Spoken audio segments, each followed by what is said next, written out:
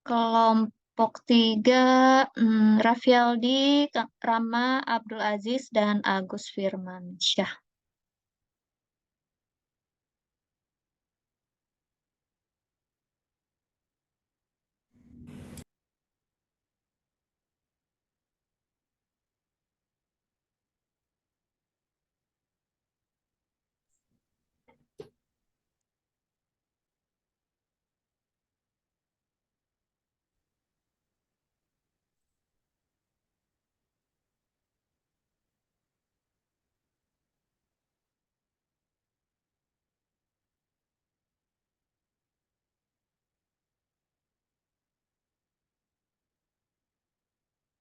Sudah bisa share screen belum?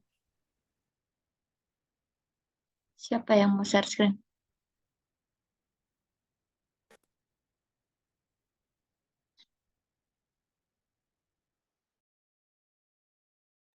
Iya Bu, sebentar Bu. Kang Rafli mau share screen Bu.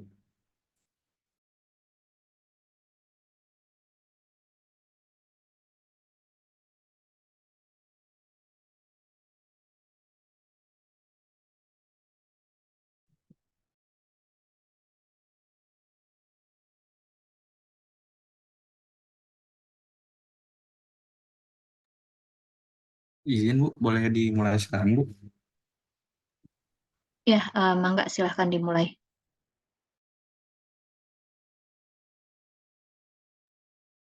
Assalamualaikum warahmatullahi wabarakatuh. Eh, Kami dari kelompok 3 akan mempresentasikan hasil analisis yang kami ambil dari BPS Kota Bandung, yaitu tentang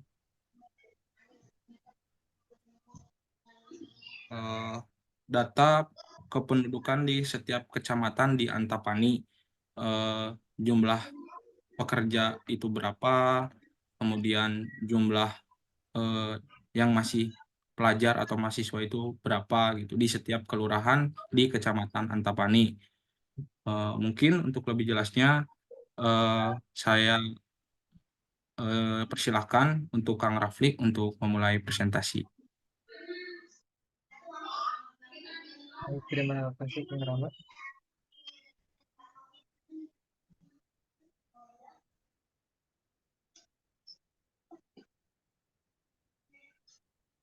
Untuk yang pertama adalah latar belakang. Di paparan ini membahas administrasi penduduk kecamatan terutama dalam mengelola data pekerjaan. Kecamatan sebagai unit pemerintahan lokal memiliki peran vital dalam mencatat, memelihara, dan memanfaatkan informasi pekerjaan penduduk. Kemudian ada pun tujuan makalah ini dibuat untuk memenuhi tugas, mengetahui dan mempelajari data administrasi penduduk Kecamatan Antapani menurut pekerjaan tahun 2023. Yang kedua, memberikan informasi secara lengkap dengan mengolah data administrasi penduduk Antapani. Yang ketiga, menghitung persentase jumlah penduduk yang bekerja pada segala bidang dengan jumlah pelajar atau mahasiswa. Yang keempat, menghitung rasio pada data administrasi penduduk. Lalu ada tinjauan pustaka. Dalam metode statistik merupakan ilmu pengetahuan yang mencakup berbagai teknik untuk mengumpulkan, mengolah, dan menyajikan dan menganalisis data kuantitatif secara deskriptif. Kegiatan utamanya difokuskan pada pengumpulan dan penataan data, serta penggunaan pengukuran yang bersifat menyederhanakan definisi menurut Crompton dan Cowden, menekankan teknik mengumpulkan, mengolah, menyederhanakan, menyajikan, dan menganalisis data kuantitatif secara deskriptif, yang disebut sebagai metode statistik deskriptif. Untuk selanjutnya, saya kembalikan ke Kang Rama. Baik, selanjutnya mungkin akan disampaikan oleh Kang Agus. Silakan Kang Agus. Baik, Kang, saya lanjut. Sekarang jenis data. Statistika memiliki dua jenis data utama, yaitu kuantitatif dan kualitatif. Kuantitatif dapat berupa distrik, hasil perhitungan yang terkontinu dari sumbernya data data dibedakan menjadi intern dari dalam instansi dan ekstern dari luar instansi. Lalu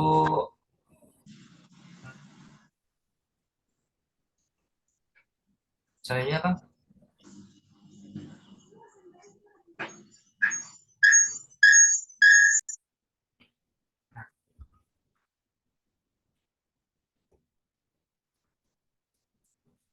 lalu cara mengumpulkan data.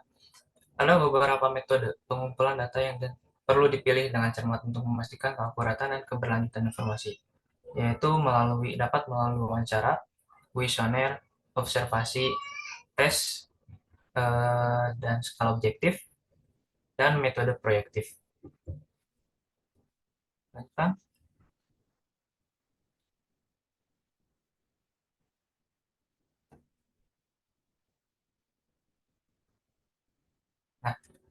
Nah, sekarang klasifikasi data. Berikut data hasil riset dan analisis kami. Jadi kami itu menganalisis data-data pekerjaan dari warga Kelurahan Antapani. Kami bagi menjadi 4, yaitu ada Antapani Kulon, wilayah Antapani Tengah, Antapani Kidul, dan Antapani Wetan. Nah, berdasarkan sumbernya, data yang diambil merupakan data eksternal atau sekunder. Lalu berdasarkan bentuk data, data ini merupakan data kuantitatif, yaitu distrik. Lalu berdasarkan waktu pengumpulannya, data ini merupakan data cross-section. Berdasarkan cara pengumpulannya, data ini merupakan data sensus. Lalu berdasarkan sifat data, data ini termasuk non-metrik atau nominal. Pengumpulan data berdasarkan karakteristiknya, banyaknya data yang diambil berdasarkan sensus. Lanjutkan.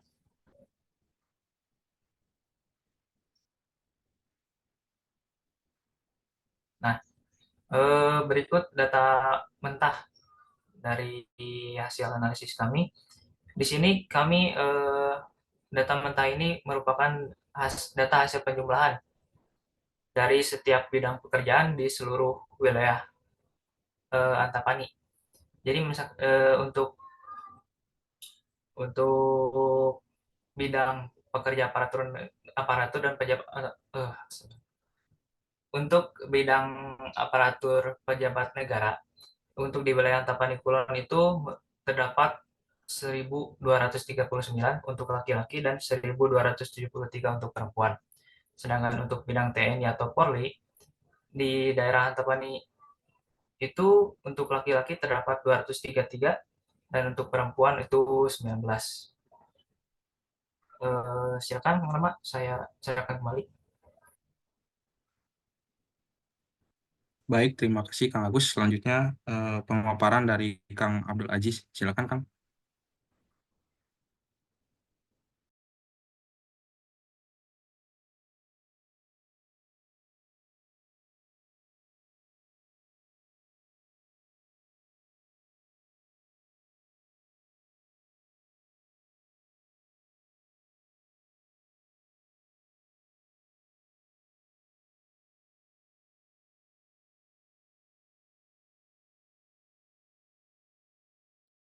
Mungkin dilanjut oleh saya saja. Kemudian ada penyajian data mentah administrasi penduduk Kecamatan Antapani menurut pekerjaan di semester 2 tahun 2022, yaitu jumlah pegawai swasta laki-laki itu ada 9.322, kemudian untuk perempuan 4.782, kemudian untuk jumlah karyawan BUMN atau BUMD, laki-lakinya berjumlah 1.049, untuk perempuannya 554. Kemudian untuk jumlah wira swasta laki-laki itu 4.260, kemudian untuk perempuan 1.194. Kemudian untuk jumlah pelajar atau mahasiswa ini cukup besar, yaitu laki-laki di 8.570, kemudian perempuan 7.837. Kemudian total jumlah penduduk Antapani itu ada 40.322. Kemudian total jumlah penduduk rata-rata pekerja di setiap bidang itu, yaitu cara menghitung jumlah pekerja dibagi lapangan pekerjaan. Itu di sini ada 5 lapangan pekerjaan dengan total jumlah pekerja itu 23.915 dibagi 5, yaitu total 59,3%. Kemudian untuk persentasenya, jumlah pekerja itu dibagi 5 dikali 100, itu cara menghitung persentasenya. Ini tuh dalam jumlah kecamatan di Antapani. Total jumlah pekerja perempuan itu ada 16.103, kemudian untuk jumlah pekerja laki-laki ada 7.812. Lanjut, Kang.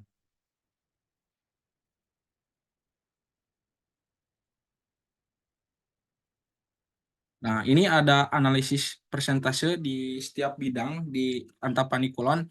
Jadi, setiap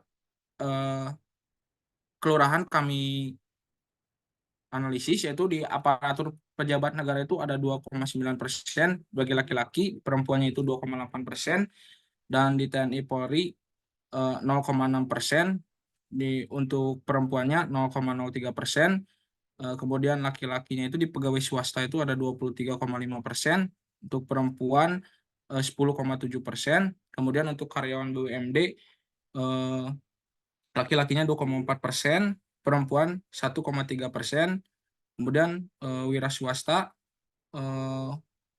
laki-lakinya ada 10,6%, untuk perempuannya 2,5%, kemudian pelajar laki-laki ada 21,8%, kemudian perempuannya 20,4%. Ini diambil dari jumlah data penduduk di Kelurahan Antapani Kulon.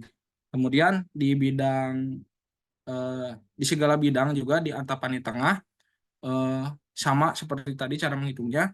Kemudian di sini ada aparatur pejabat negara 3,3% untuk laki-laki, untuk perempuannya 3,57%, kemudian TNI Polri laki-lakinya 0,5% dari jumlah penduduk, kemudian perempuannya 0,08%, kemudian pegawai swasta laki-lakinya 2,4%, perempuannya 12,7%.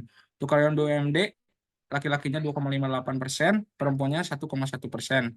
Kemudian wira swasta 10,3%, untuk laki-laki, untuk perempuannya 3,1%. Untuk pelajar mahasiswanya 20,5% untuk laki-laki dan perempuannya 17,6%. Kemudian ini ada dari Antapani Kidul dengan jumlah penduduk 13.524. Di sini didominan oleh pegawai swasta laki-laki yaitu 23%. Kemudian didominasi juga oleh pelajar mahasiswa 20% dari jumlah penduduk di Antapani Kidul ini dengan total jumlah penduduk 13.524. Next.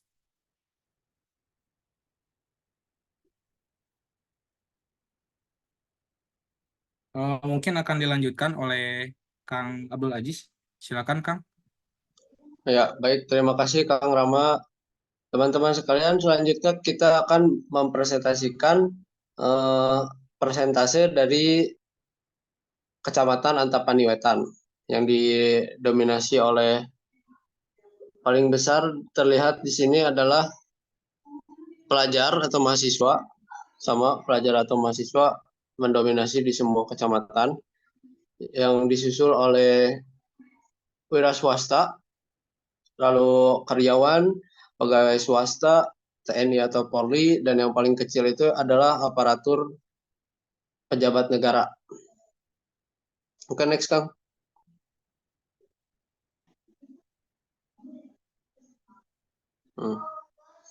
Dari Kecamatan Antapani sendiri, nampaknya untuk grafiknya sama saja, didominasi oleh pelajar dan mahasiswa, selanjutnya oleh wira swasta, urutan ketiga ada karyawan, BUMN atau BUMD, urutan keempat ada pegawai swasta, urutan kelima ada TNI atau Polri, dan urutan keenam ada aparatur negara, yang totalnya hanya 3%. Next, Kang.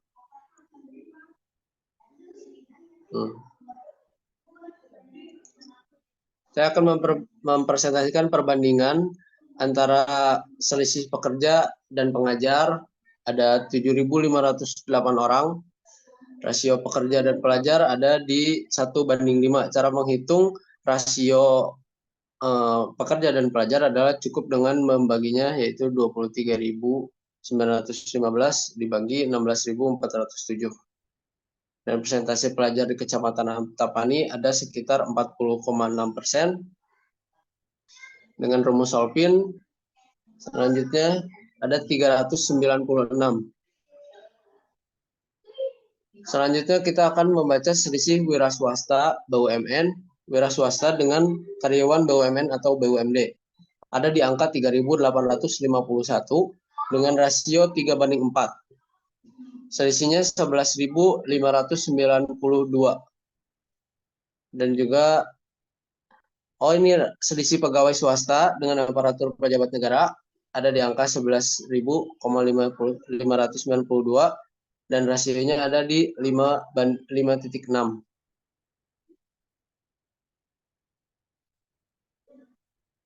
Nah, kesimpulan. Dari paparan ini menyoroti upaya memahami data administrasi penduduk Kecamatan Antapani berdasarkan pekerjaan tahun 2023. Fokusnya ada di pemahaman struktur pekerjaan dan penyajian informasi administratif yang komprehensif. Analisis data menunjukkan variasi yang signifikan dalam distribusi pekerjaan antara laki-laki dan perempuan di berbagai sektor di Antapani. Dengan temuan menarik seperti keseimbangan gender di aparatur pejabat negara, jadi ada sama di 3%, dan ada juga dominasi laki-laki di TNI atau Polri, dan disparitas gender dalam sektor pekerja swasta. Disparitas itu perbandingan rasio gender yang cukup jauh. Pekerja BUMN atau BUMD dan wira swasta menunjukkan perbedaan partisipasi yang signifikan, sementara komposisi pelajar atau mahasiswa hampir seimbang. Selain itu, rasio pekerja dan pelajar sebesar 1:5 menunjukkan kemungkinan tingkat partisipasi ekonomi yang lebih tinggi dibandingkan dengan partisipasi pendidikan di wilayah tersebut. Rasio wira swasta dan karyawan BUMN atau BUMD sebesar 3,4 mencerminkan dominasi wira swasta, memberikan landasan untuk pengembangan strategi dan kebijakan di sektor-sektor tersebut. Analisis ini memberikan gambaran yang mendalam, memberi dasar bagi perencanaan kebijakan yang lebih terarah di Kecamatan Antapani. Oke, lanjut Kang.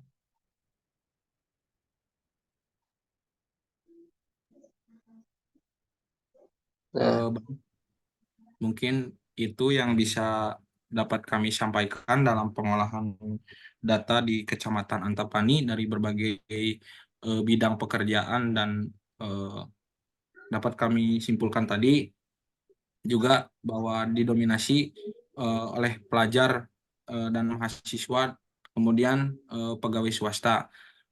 Kami juga ucapkan terima kasih pada teman-teman yang sudah memperhatikan hasil presentasi kami. Kemudian terima kasih juga untuk Ibu dosen. Mohon maaf mungkin bila masih banyak kekurangan. Sekian, wassalamualaikum warahmatullahi wabarakatuh. Kami kembalikan, Bu. Terima kasih. Ya, terima kasih teman-teman. Oke, jadi kalian dapatnya ambil data sekunder ya dari BPS ya. Iya, Bu, dari BPS Kota Bandung. Oke, paling nanti di bawah tabelnya biasanya dituliskan sumbernya tuh dari mana. Walaupun di Oh iya, daftar Bu, pustaka, walaupun di daftar pustaka ada ya. iya, Bu. Masih share screen nggak kalian? Udah, enggak. Udah enggak ya? Oke, itu sih di sini ya di bawah tabel tuh biasanya ada sumbernya tuh dari mana? BPS Kota Bandung tahun berapa? Tuh. Terus apa ya? Nah, untuk penyajian data sih, penyajian data kira-kira pakai diagram pie ini tepat tidak?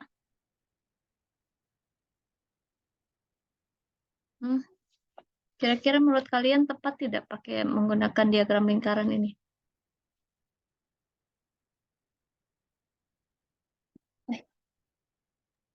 Mungkin harusnya pakai yang diagram batang, mungkin, Bu. Nah, iya. Harusnya pakai yang diagram batang. Jadi kita tidak harus susah lagi saya yang atasnya. Oke, bisa kan yang batang ya? Nah, ini misal pakai yang ini. Yang bawah itu untuk laki-laki, atasnya perempuan gitu ya. Ini bisa dalam satu, jadi satu profesi itu satu informasi, satu batang. Itu bisa ya. Dan laki-laki perempuan kan bisa, kalian mungkin dibuat persenkan dulu itu bisa ya. Dibuat persenkan dulu.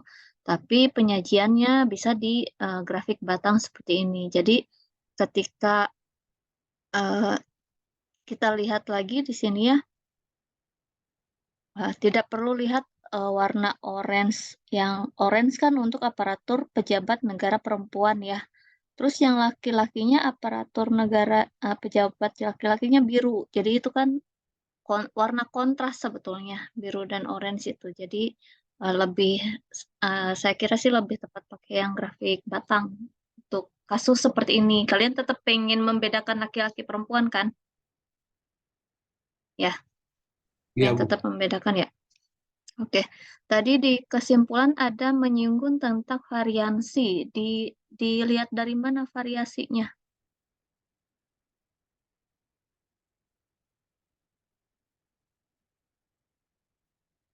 Variasi.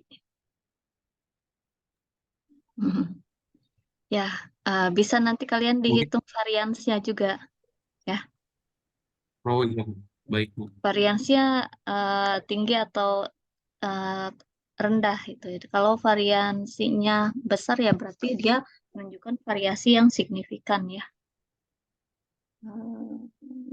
Oke, ini cuma ingin melihat ini menunjukkan variasi signifikan dalam distribusi pekerjaan. Jadi ingin menunjukkan kalau pekerja laki-laki dan perempuan itu variansinya tinggi atau tidak gitu ya. Berarti kalian harus hitung lagi tuh variansinya. Kalau di BPS sih ya sudah bisa menyatakan seperti ini karena mereka olah lagi datanya kan. Kalau misalkan di sana ada, kalian kenapa nggak nunjukin juga di makalahnya gitu aja. Oke, Baik, Bu. Oke, selanjutnya ya terima kasih kelompok 2. Selanjutnya tidak perlu diundi ya. Kelompok 1 mah enggak. Silahkan. Kelompok 1 Faisal, eh, Willy Fajar dan juga Ridwan Nur Hakim.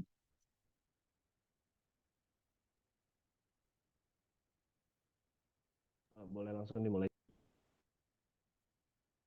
Ya, mangga silahkan dimulai. Bismillahirrahmanirrahim. Assalamualaikum warahmatullahi wabarakatuh. Waalaikumsalam warahmatullahi Waalaikumsalam warahmatullahi wabarakatuh. Eh, Perkenalkan saya Fajar dari kelompok 1 berperan sebagai moderator. Kali ini kelompok kami akan mempresentasikan angka pertumbuhan penduduk di Kota Bandung.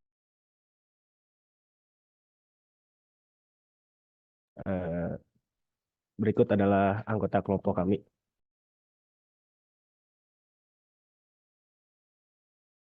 Ada Fajar Sidik, ada Faisal Arsurahman, Ridwan Nur Hakim, dan Willy Swenda. Untuk materinya saya berikan kepada Kang Willy. Baik, untuk yang pertama itu adalah latar belakang. Kota Bandung merupakan salah satu kota besar di Indonesia yang terletak di Provinsi Jawa Barat. Kota ini memiliki luas wilayah sebesar 167,67 km persegi dan jumlah penduduk pada tahun 2022 mencapai 2.545.005 jiwa.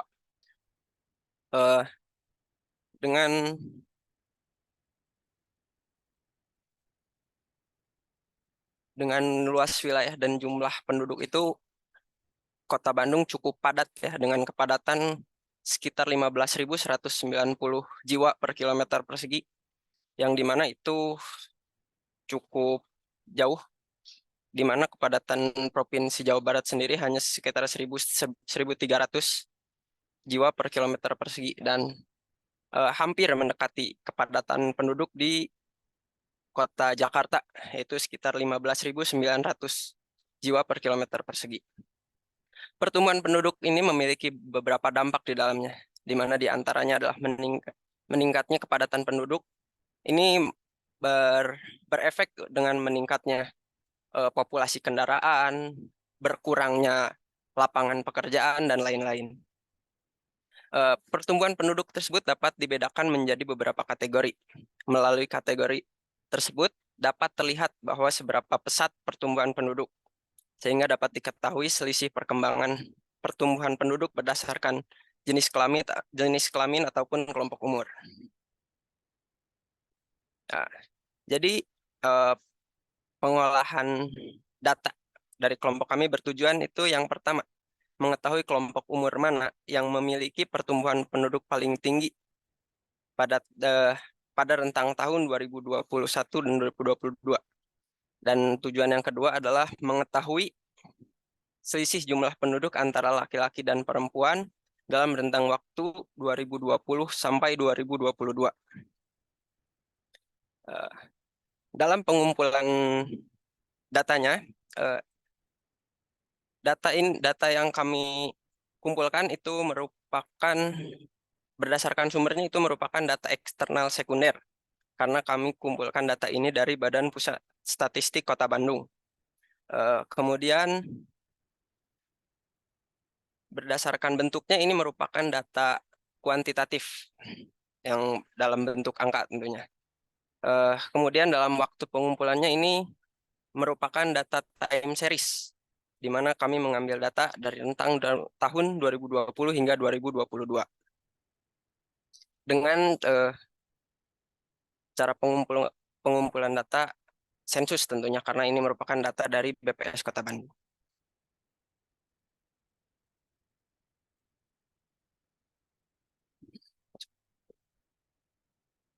Selanjutnya materinya akan disampaikan oleh Kang Faisal. Mangga, Kang Faisal. Baik, terima kasih Kang Fajar. Untuk selanjutnya yaitu tabel penduduk Kota Bandung berdasarkan kelompok umur dan jenis kelamin. Yang pertama ada kelompok umur 0 sampai 4 untuk laki-laki pada tahun 2020 ada sekitar 93.130, untuk tahun 2021 92.798. Lalu pada tahun 2022 ada 92.590. Lalu untuk perempuannya ada 88.986. Pada tahun 2021 ada 88.580. Lalu pada tahun 2022 ada 86.667.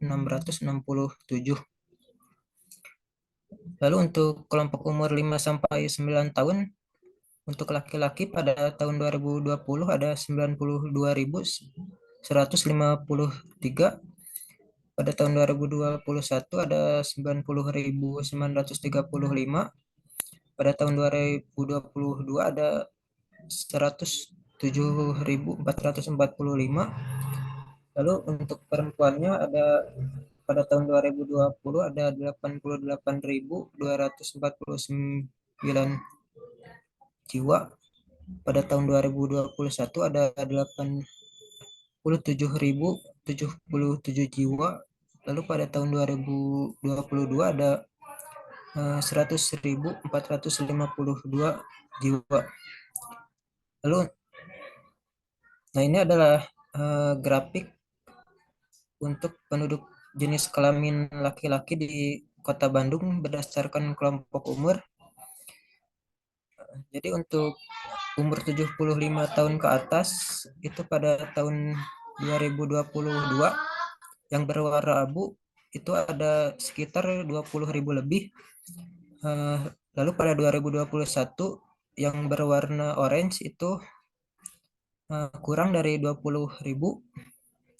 Lalu pada tahun 2020 yang berwarna biru sama kurang dari 20.000. Lalu untuk rentan usia 6. Lalu selanjutnya grafik penduduk jenis kelamin perempuan di Kota Bandung berdasarkan kelompok umur pada tahun 2020 sampai 2022. Bisa kita lihat perbandingannya dari 0 sampai 4 tahun hingga 75 tahun ke atas. Mungkin seperti itu yang saya dapat sampaikan. Saya kembalikan ke moderator. Untuk selanjutnya dipersilakan untuk Kang Ridwan. Mangga Kang Ridwan. Baik, terima kasih Kang Fajar. Di sini ada jumlah penduduk di Kota Bandung berdasarkan kelompok umur tahun 2020 sampai 2022. Dari umur 70 sampai 74 di tahun 2020 itu berwarna biru, dan tahun 2021 berwarna merah ya, dan 2022 berwarna hijau yang mendekati, yang melebihi 50.000. Dan di sini terdapat, dan lalu selanjutnya perbandingan penduduk jenis kelamin laki-laki dan perempuan di Kota Bandung berdasarkan umur pada tahun 2020 sampai 2022. Untuk umur 75 tahun ke atas, perbandingannya cukup jauh, yakni untuk perempuan itu berwarna hijau di tahun 2022. Lalu untuk yang berwarna biru itu untuk perempuan di 2021. Dan untuk yang warna kuning itu untuk jumlah perbandingan penduduk perempuan di tahun 2020. Dan selanjutnya yang grafik berwarna abu itu untuk lelaki di tahun 2022, dan yang orange yang untuk perbandingan penduduk jenis kelamin laki-laki di tahun 2021, dan yang berwarna biru untuk perbandingan jenis kelamin laki-laki di tahun 2020.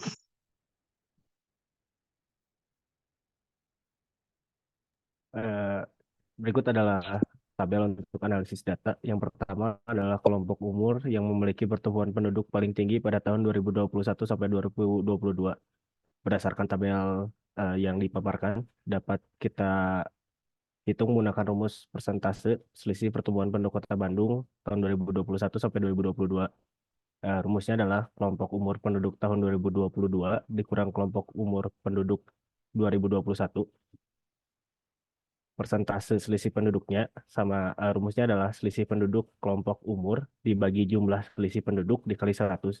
Contoh perhitungan kelompok umur 5 sampai 9 tahun.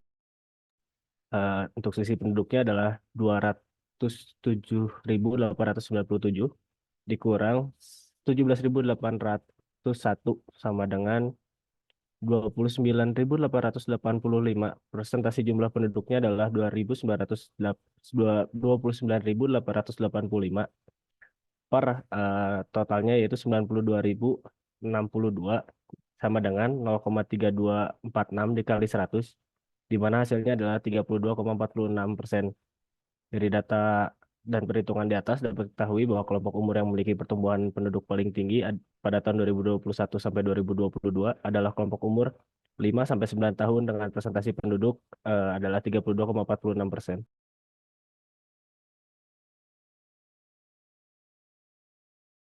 Yang kedua adalah selisih jumlah penduduk laki-laki dan perempuan pada tahun 2020 sampai 2022. Sesuai dengan tabel yang berada di samping, rumus menghitung selisih pertumbuhan penduduk berdasarkan jenis kelamin pada tahun 2020 sampai 2022. Jumlah penduduk laki-laki, rumusnya adalah jumlah penduduk laki-laki tahun 2020 ditambah jumlah penduduk laki-laki tahun 2021 ditambah jumlah penduduk laki-laki tahun 2022. Untuk jumlah penduduk perempuannya, jumlah penduduk perempuan tahun 2020 tambah jumlah penduduk perempuan tahun 2021 ditambah jumlah penduduk perempuan tahun 2022, di mana rumus untuk selisih jumlah penduduknya adalah jumlah penduduk laki-laki dikurang jumlah penduduk perempuan. Dari tabel di atas dapat diketahui bahwa penduduk laki-laki memiliki jumlah penduduk yang lebih tinggi dibandingkan penduduk perempuan dengan selisih jumlah penduduknya yaitu 18.072 pada tahun 2020 17.325 pada tahun 2021 dan 6.789 pada tahun 2022. Kesimpulannya, kelompok umur dengan presentasi pertumbuhan penduduk paling tinggi pada tahun 2020 sampai 2021 yaitu kelompok umur tahun 5 sampai 9 tahun dengan persentase pertumbuhan penduduknya yaitu 32,46%. Dan diketahui juga selisih jumlah penduduk antara jenis kelamin laki-laki dan perempuan pada tahun 2020 sampai 2022 di mana penduduk laki-laki memiliki jumlah penduduk yang lebih tinggi yaitu dengan selisih 18.072 pada tahun 2020, 17.325 pada tahun 2021, dan 6.789 pada tahun 2022. Sekian yang kelompok kami dapat sampaikan. Mohon maaf bila banyak kekurangan. Wassalamualaikum warahmatullahi wabarakatuh. Waalaikumsalam. Warahmatullahi wabarakatuh. Oke, terima kasih kelompok 1. Mungkin komentarnya sama ya dengan yang kelompok sebelumnya tadi, kelompok 3 ya.